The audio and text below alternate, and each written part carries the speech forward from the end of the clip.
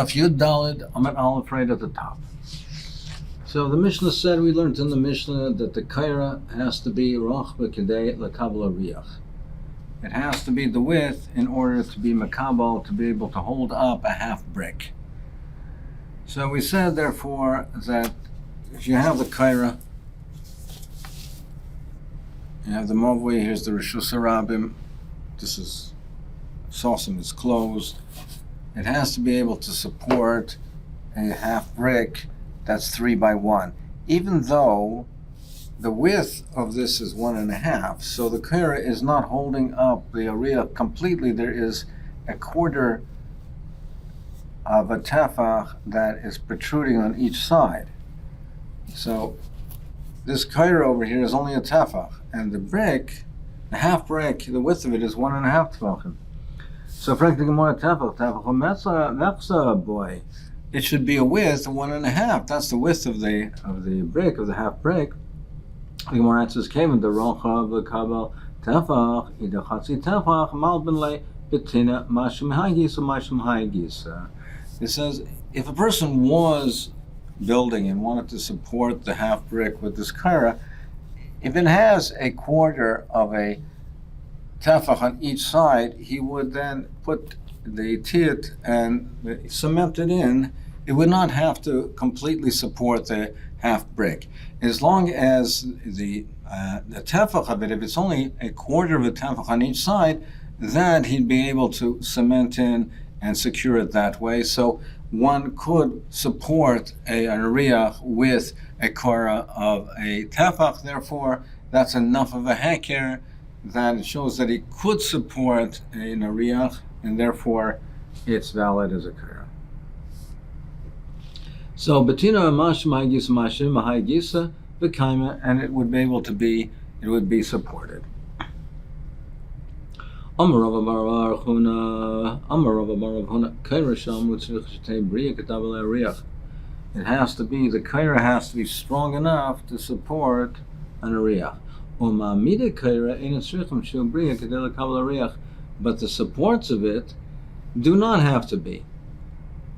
Even if we say that the kaira has to support an ariyah, but if this kaira was supported not on the wall, if this kaira was supported on pegs that came out of the wall. So it was not resting on the wall itself, but it was resting on pegs that came out of the wall. It did not stretch from wall to wall. It couldn't reach wall to wall, so you put supports underneath it. Those supports, those pegs or supports, have to be strong enough to hold up the kaira, but not the kaira with the ariyah on top of it. It doesn't have to be strong enough to hold up both. Meaning the kaira is mishum heker. As long as it looks like it can support, it looks like the kaira can support an ariyah. So the kaira has to be wide enough, has to be able to support an ariyah. The supports have to be strong enough to hold up the kaira, but not the kaira with the ariyah. Because as far as a person can see, right, he doesn't see the kaira is mishum heker. He doesn't analyze it to see, well, how strong are the supports. He sees a kaira. He sees a kaira that's being held up, and from the surface, superficially, it looks like this kaira can hold up the ariyah. That's sufficient. That's enough of a heker for the movui. So therefore, he said that the kaira sham mitzrich shetei bri kedei l'kabel ariyah. The supports,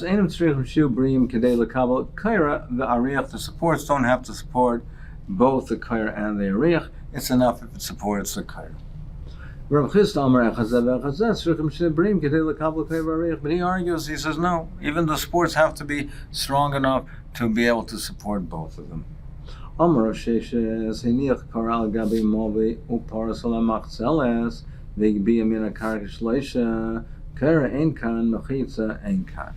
he says, if you put a kaira on top of the mobi, and he spread a machzeles on it, and he spread a mat on it, which is higbim in a karka shleisha, and it's 3 from above the ground.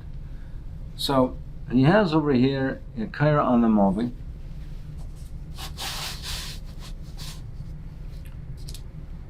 He puts a kaira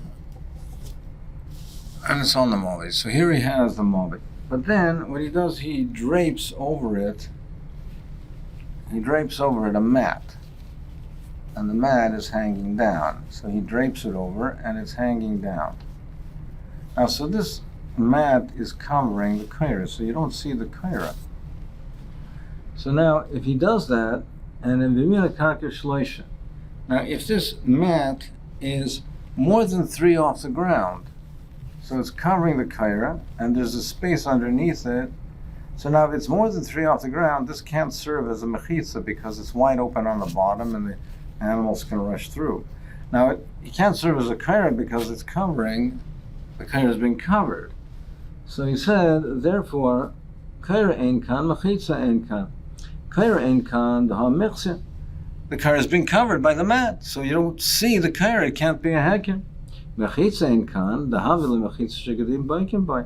And it's not a mechitza either, because since you have the gap underneath, it's a mechitza that the kids, the animals, the young kids can run through underneath it, the young animals can run underneath it, which nullify the mechitza, so you don't have a kaira, you don't have a mechitza, so therefore it's possible.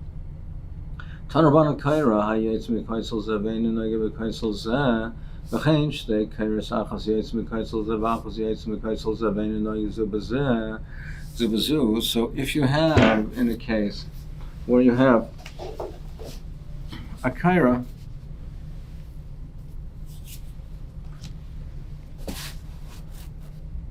that is on one wall, but it doesn't reach the other wall. There's a gap. It doesn't reach the other wall. So it's on one wall, on one side, but it doesn't reach to the other side. Now, if this gap over here, if this space over here is 3 or more, then you don't say lovad, so it's not stretched across. If it's within 3, then you have lovad.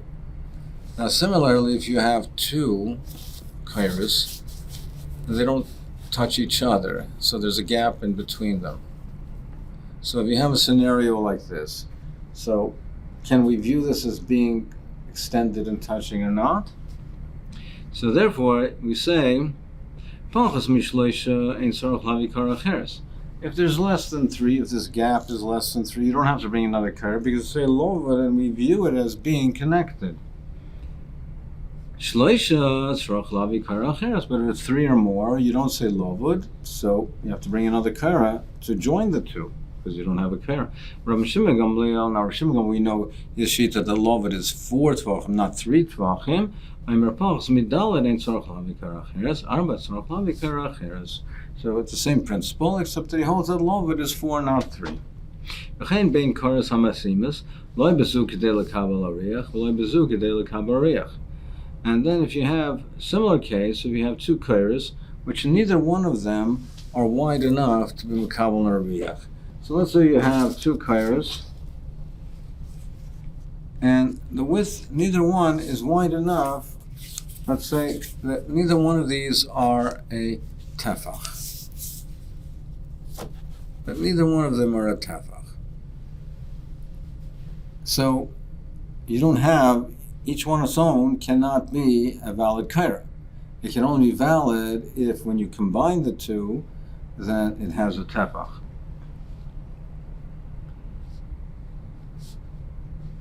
Im mekabel sariach l'rachba tefach, if when you put an ariach l'rachba tefach, then ein tzarach lavi kaira acheres. If you place the brick on it, and it'll be able to be mekabelet. So if you have a combined width, and it'll be able to support the ariach that way, then it's kosher. So if the combined width is a tefach, so then it's kosher. But if not, then it's possible. So im mekabel ariach l'rach b'tefach ein tzarach lahavi kaira acheres, v'im lav tzarach lahavi kaira acheres. Rishim Gamliel Leimer im mekabel sariach la'arka shloisha ein tzarach lahavi kaira acheres, v'im lav tzarach lahavi kaira acheres. Rav Shimon Gamliel says that it doesn't have to be on the width, as long as, even if you can be makabel the ariach, even if it's further apart, and it'll support the ariach on the length of it, this way, then it's still kosher. So even if it's farther apart, then it's still kosher, as long as it doesn't makabel it on the length, it's still kosher. So, well, let's say you had two different elevations. So if one is higher up and one is lower down, so one is here and one is on supports that are below, and we'll assume that. Okay, so this stretches from wall to wall. Now the one below is one below over here.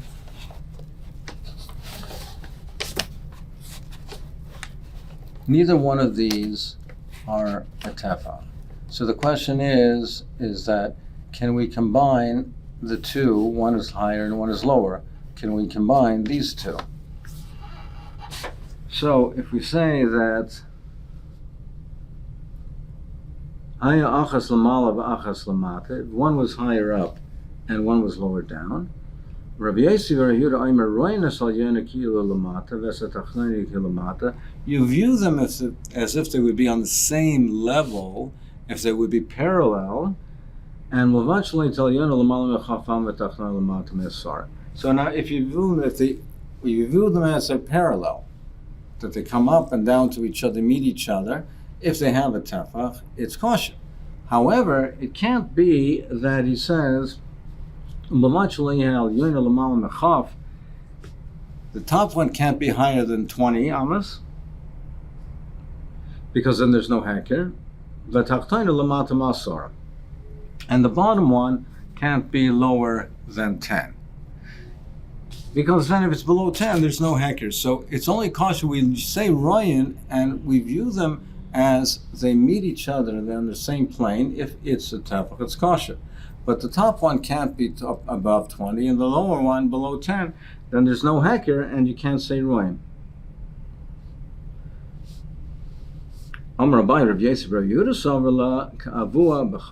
So he holds like his father in one respect, but he argues in another.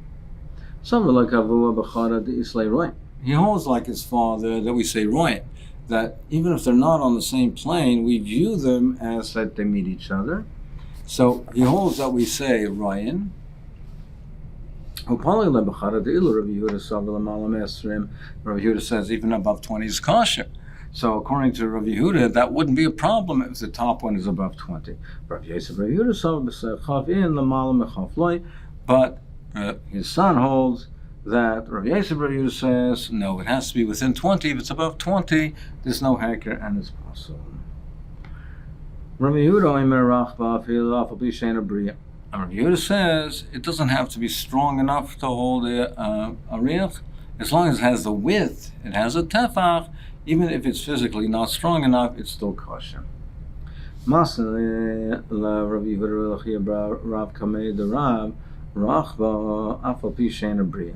says rachba, even though it's not strong enough. He said what you should teach is rather that it has to be both. He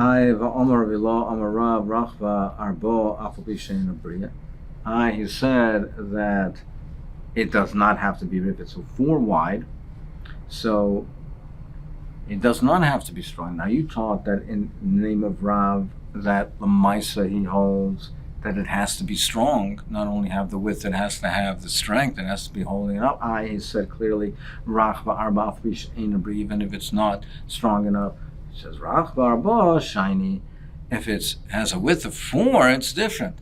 Once it has a width of 4 tvochim, then it has a heker. So whether it's strong enough or not, but people will clearly see it'll be noticeable, so that we're not concerned. Then it doesn't matter. But if it's less than that, it doesn't have that degree of a heker, so it has to be able to support an ariach, has to be strong enough to give it the heker. So the Mishnah says, if it's made out of straw, we view it as it's made out of metal. What's the chiddush over here? That even though it's made out of straw, we say royan, we view it as if it would be a stronger material. We said that right before. We said that already. We said that even if it's not strong. And you might think, where do we say that Ryan? We say if it's a min, it's a type of material that would be able to hold up that has strength. There we say even if actually it doesn't, if the mice it doesn't, but since it's a type of material that would be able to hold up an ariyah, that's enough of a hecker. But kash, straw, it never is able to hold up in very, very rare cases, but in a norm it can't hold up an ariyah. You might think in such a case we won't say roy because it's not a heker. So kamash mulan. Akuma reinoisa kilab shut. If it's akuma, if the kaira is bent, then you look at it like it's straight. So pshita, so it's poshet. So Mar says kamash mulan to Rav Zera. Dam Rav Zera he b'seich hamavoy v'akmusa chutz l'mavoy. If you have the kaira itself is in the movi, but the bent part of it extends out. So it extends out like that. It has a bend that extends out. So it's in the movi, but the bent part is outside the movi.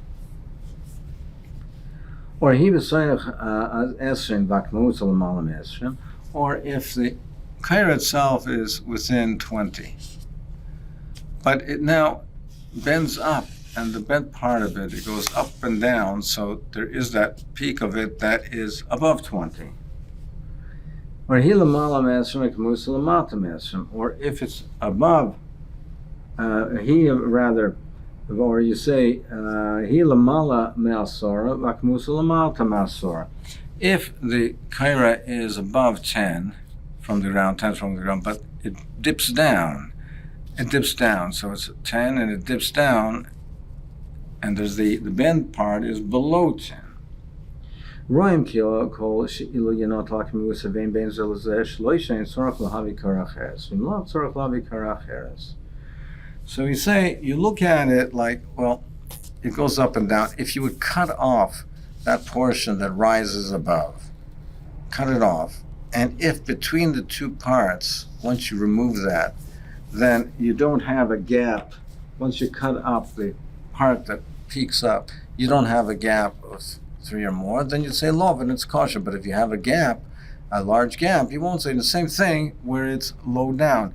When you take it when it's below, if you cut off the part that dips, if between the two, you cut off the dip that's below 10, if between the two it doesn't have a gap that's wider than 3 or wide, so then you're able to say love and it's kosher. But otherwise you can't say love and it separates the two and it's possible.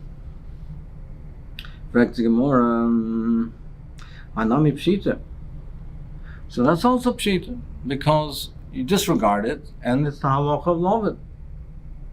Gemara says he b'seich movi v'akmusa b'schus l'movi it's richolei. You do need the case where it bends outside the movoi and it comes in.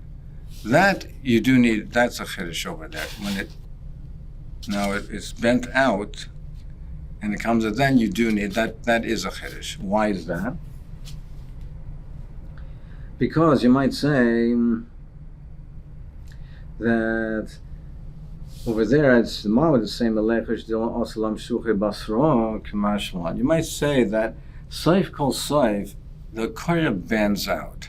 So you might think, well, yeah, roim that you're cut it off, and if the gap isn't too large, it's kosher. But Saif kol Saif, the kaira does bend. You might think that I can carry up to the edge of the kaira. And if the kaira now goes beyond the mavi, I might say that he'll follow it, he'll be drawn to that area, he'll be drawn to the edge of the kaira, and if that part of it comes out, he'll go and carry into the portion beyond the mavi. So I might think in that case I should passel it kamash malan. So now the Gemara is going to discuss the case of where it's agula, it's round, and the ratio that we said that if something is round, If it has a circumference of 3, that means it has a radius of 1, a 3-to-1 ratio. So it says, so it says, why do I need all this additional case? More says, that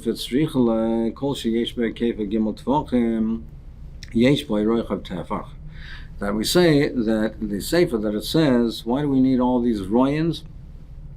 To teach me this case of in the sefer where it has a circumference, a circle, it has a circumference of 3, it's a 3-to-1 ratio, and therefore it's considered to be a roichav v'tavach, and it's kosher.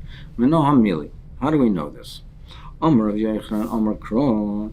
The pasuk says by Shlomo Melech he made the basins, the pools of the water. It says v'yas asayam mutzak eser amas misvasa ad svasa ogol saviv. So he says he made the round basins. It was 10 amas from one end to the other. It was stretched 10 amas from one end to the other. So that was the diameter. The Chamash Amas Kamos, it had a height of 5 amas. And the kav shleishim ba'ama yisavaisa saviv. And it says that you could take a string, and you can take a string of 30 amas, and therefore you can surround it, and you can now circle it with a string of 30. So it says that kav shleishim ba'ama yisavaisa saviv, that a string, you can put a line of 30 that was surrounding it. So it had a diameter of 10, and you could put a line around it of shleishim yosef oisa, could surround it with 30. So therefore you see that you have a 3-to-1 ratio. What is 10 here around is 30. So it says the kav shleishim ba'am yosef oisa saviv. Frank the Gemara, well, how do you see that it's a 3-to-1 ratio of Vayikas Falsai? But you have the thickness of the rim. So that takes up space. So maybe the pool itself is less than the interior, is less than 30. Amar Papas Falsas Fals Perach Shushank Sibe. Amar Papas Falsas Fals Perach Shushank Sibe. It says by the rim of it, it had the rim of like a rose petal or like a lily flower. It was very, very thin, so it was negligible. Dirshu, aviv tefach, the thickness of it was a tefach, was falsa kemasas sas kayis perach shushan. But the rim was like the rim of a cup of a thin, made like a thickness of a thin flower. It's very, very thin. Alpayim bas yochel. It could hold 2,000 bas. A bas is 3 saw, so it can hold 6,000 saw. But there's still that little bit. So but what we're saying that the line of 30 can surround it, we're talking from the interior, not from the exterior. So we're disregarding the thickness of the metal, so it's a 3-to-1 ratio. Frek Taisa's Akasha, well, it seems to be that the 3-to-1 ratio is that it's very, very precise, because we're even the small, little negligible thickness of the metal, the Gemara has a kasha with that. You still have that thickness. The ratio is not exactly 3-to-1.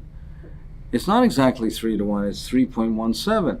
So Lamaisa, we seem to be saying that it is an exact 3-to-1 ratio, but we see mathematically that it's not that way. But perhaps we can answer the Taisus kasha with another kasha. If this is a mathematical ratio, why do we even have to search from a posuk? Why do we have to even look for a makor from the posuk? It's simple mathematics. And so why are we looking for a makor of the posuk? So the Rishonim speak out that we look for a makor in the posuk because mathematically it's not precise. It's not 3-to-1. So we want to know what do we rely on in terms of the shiurim. We say that how precise do we have to be? And on that, we're basing it on the pasuk. We see from the pasuk that 3-to-1 is the ratio that we use, even though it's not mathematically precise, but that's the ratio we use. That's what we reckon with. So now that the Gemara is trying to establish what is the exact ratio that the pasuk is referring to. Maybe that's the pshat in the answer to this kasha. We're not determining from the pasuk what the exact mathematical ratio is. That's mathematics. What we want to determine from the pasuk is what is the exact ratio that we use. So now, if it's a 3-to-1 ratio taking into the thickness of the metal, then the ratio that we should be using should be less than 3-to-1.